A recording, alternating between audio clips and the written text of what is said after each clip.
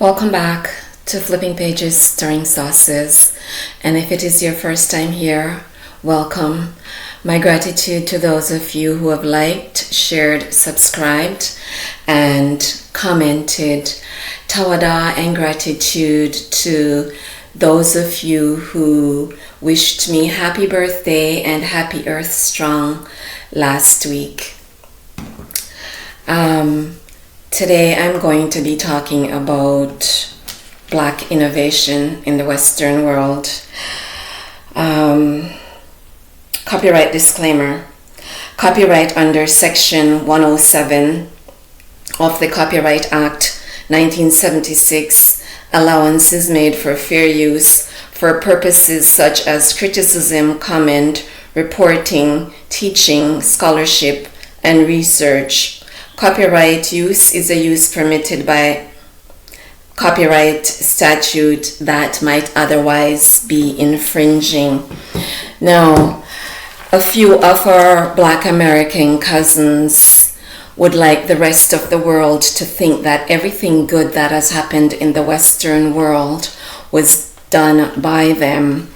And we don't want history to be incorrectly recorded. So I'm not trying to be petty, but I'm trying to set the record straight. So today I'm going to be talking about Black metal workers in Jamaica who pioneered key industrial revolution innovation. Now, wrought iron, also known as tinsel steel, is a process of turning scrap and poor quality metal into valuable wrought iron. This form of metal work was started in Jamaica by Black metallurgists who were enslaved people. They were stolen from West and Central West Africa and taken to the Caribbean, in this case to Jamaica. The innovation started at a company called the Jamaica Iron Works, which was owned by a white enslaver named John Reeder. He was ignorant about the process of the metal work that was taking place within his company, but boasted about the fact that the Black metallurgists in his foundry were perfect in every branch of the iron manufactory, and through their skill could turn poor quality metal into valuable wrought iron.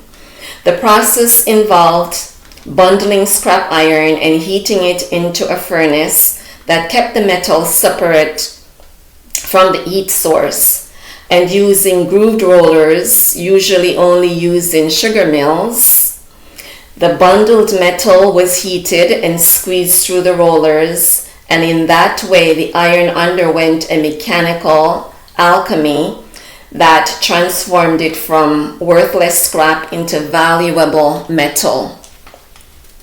By 1781, the Jamaican Iron Works was making a profit of £4,000 per year, which is roughly about £8 million sterling today. Then enters Henry Court, who was a financier from age 16. He was facing bankruptcy. In 1755, he had taken over the Portsmouth Iron Works from one of his clients. He had invested a large sum of money in order to secure a contract to supply the Royal Navy iron work. He was hoping to make an easy profit, but was severely disappointed to find out that he had contracted to trade the Navy's old scrap iron for new. He would be suffering a major loss. Henry Court learned of the Jamaican Iron Works from a visiting cousin who was a West Indies shipmaster who regularly transported vessels, cargo, and equipment seized through military action from Jamaica to England. In 1782, a few months after Court learned of the lucrative Jamaican Iron Works foundry, the British government placed Jamaica under military law and ordered the iron works to be destroyed. The reason given was to prevent it falling into the hands of rival powers like France, Spain, or Holland.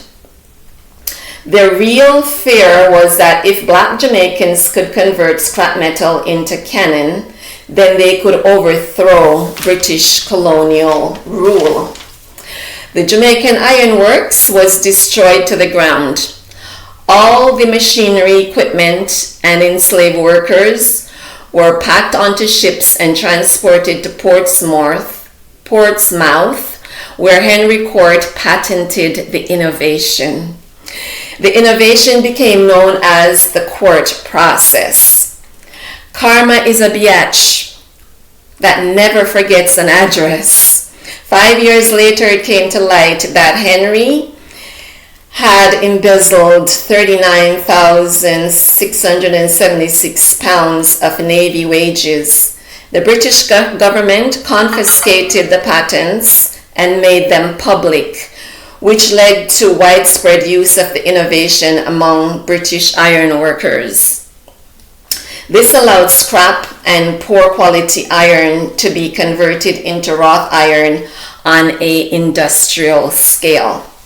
Profits from this innovation transformed Britain into a global economic power, enabling them to manufacture and export iron railways, ships, engines, suspension bridges, and was used in erecting many famous structures. Special mention to the journal History and Technology, as well as Dr. Bulstrode. Dr. Jenny Bulstrode, UCL Science and Technology Studies, is the author of the research. She has stated that the myth of Henry Court needs to be revised. The so-called court process is one of the most important innovations in the making of the modern world. Was developed by highly skilled black metallurgists, most of whom were enslaved for their own purposes. Recognition of the death the British Industrial Revolution owes black innovation is long overdue. Tawara and gratitude. Special mention to Dr. Sherry Warmington, honorary UCL Science and Technology Studies. Dr. Warmington is a Jamaican expert in development and reparations. She is a researcher at the University of the West Indies, Mona campus. She has stated, "This isn't just about sugar, tobacco, cotton. It's about black intellect and innovation, which was robbed from the colonies and used to build the wealth of the global North today." Again and again, we see histories of the Industrial Revolution present black people as machines. This story shows black intellect was the driver of innovation and prosperity. Black intellect that was stolen. It's time that theft and the countless other innovations that were stolen from colonized countries are recognized by their former colonizers as a key tenet of the reparations movement.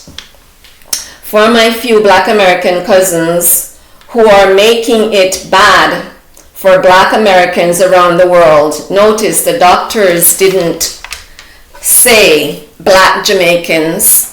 They didn't say black Jamaican intellect. They didn't say black Jamaican innovation. They didn't say robbed from Jamaicans. They said the colonies.